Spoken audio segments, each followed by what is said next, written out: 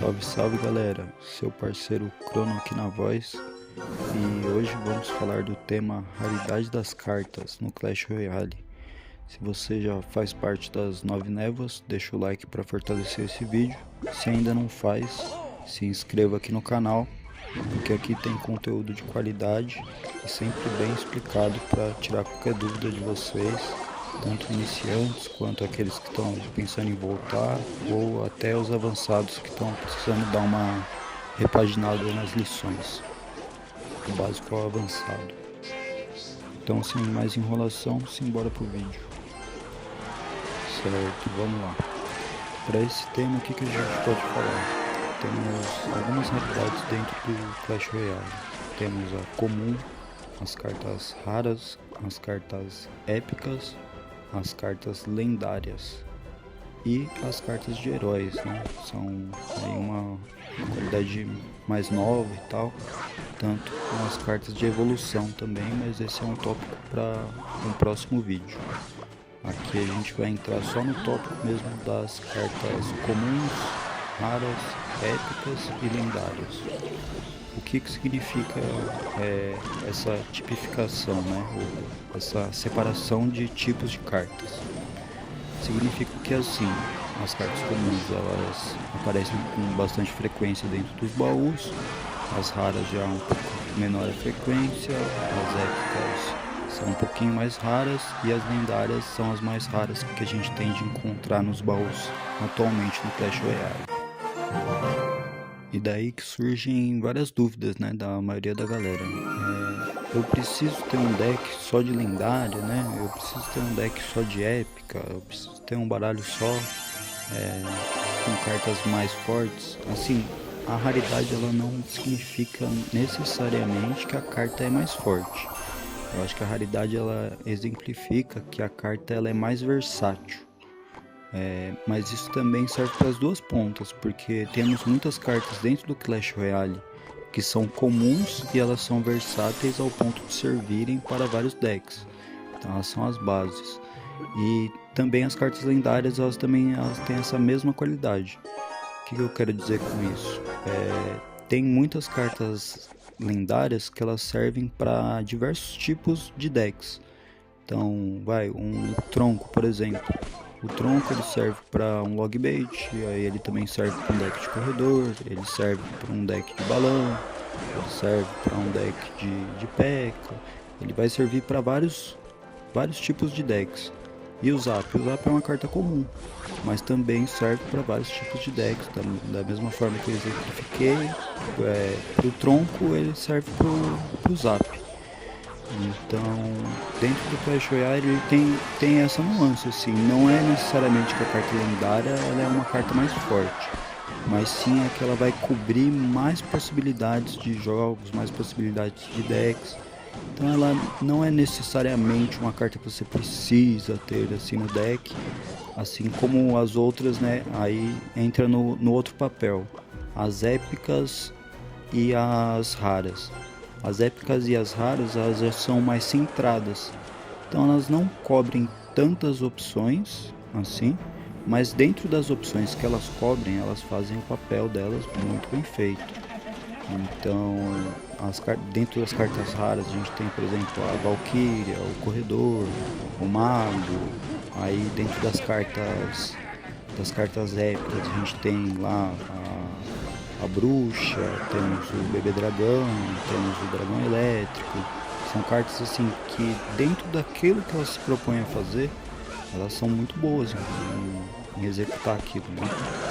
Então acho que sobre esse tema a gente aprender assim a utilizar um baralho para a pessoa que está montando, eu quero montar meu primeiro baralho competitivo assim, né, para subir rank, para subir troféu. O que esse tema tem a me agregar?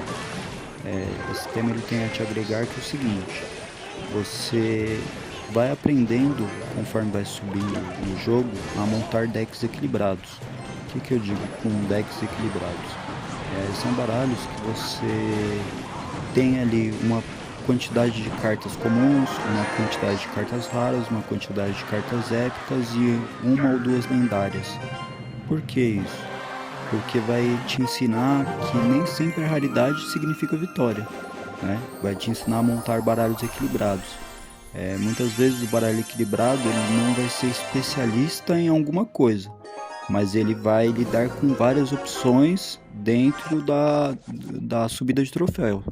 E isso, consequentemente, vai te tornar um jogador melhor, isso, consequentemente, vai te tornar, assim, um jogador mais apto a ser um jogador competitivo e menos apto, assim, em especialidade.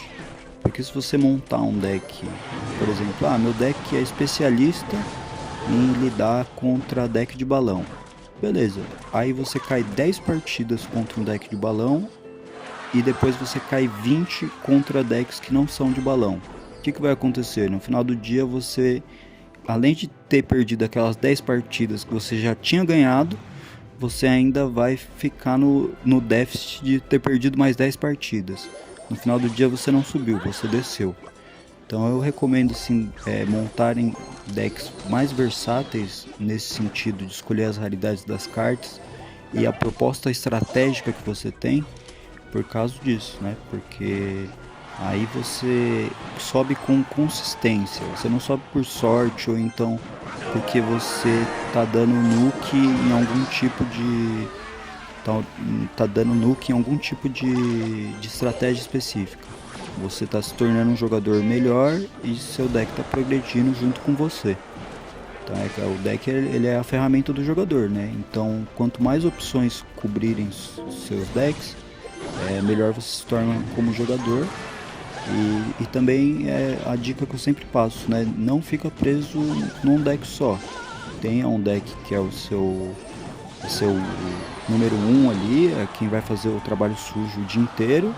Mas já vai pensando um deck secundário, um terceiro deck, porque ao longo do tempo você vai ver que vai chegar algumas partidas que vão cair decks que são counter do seu deck.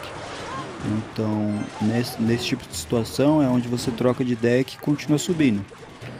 Muitas vezes na hora de subir de uma arena para outra acontece isso. Muitas vezes início de passe, que a galera começa a comprar, várias pessoas começam a comprar passe e cai vários jogadores de passe contra você.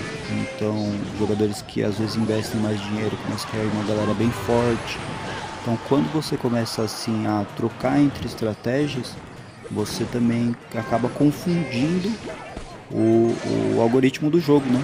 Porque ele não sabe mais se ele vai jogar você contra o poder do deck A ou o poder do deck B, porque você está sempre em constante mudança. E com isso é um constante aprendizado, né? Você aprendendo a fazer isso de forma consistente, você também como jogador não pensa mais só num plano reto de vitória. Você tem várias opções, você vai aprendendo a fazer as escolhas certas no momento certo. Então, a raridade de cartas, eu acho que ela serve nesse ponto, né? Você aprende a montar baralhos equilibrados e com esses baralhos equilibrados você aprende a progredir como um jogador que não importa o deck que cair contra você, importa as suas escolhas dentro da partida e como você vai lidar com as situações para alcançar a sua vitória. Então é isso, galera. Para esse tema eu acho que é isso.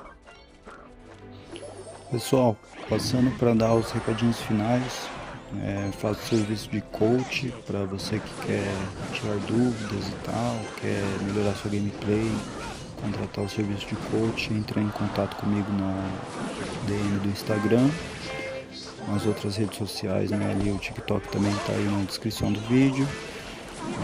O Pix para você que deseja contribuir de alguma forma financeira para o progresso do meu canal. E também deixa o like se não deixou o like ainda. E se não é inscrito, venha fazer parte aí das 9 Névoas, conteúdo aí sempre fresquinho para vocês. Vou tentar passar aqui do básico ao avançado e também outros formatos de conteúdos que eu estou pensando já em produzir, mas que fica de surpresa, né? Para aqueles que forem inscritos vão pegar o pão saindo quentinho do forno. Aqueles que não são inscritos, fica na sorte. Então é isso, um abraço, seu Mano Crono, e até a próxima. Fui!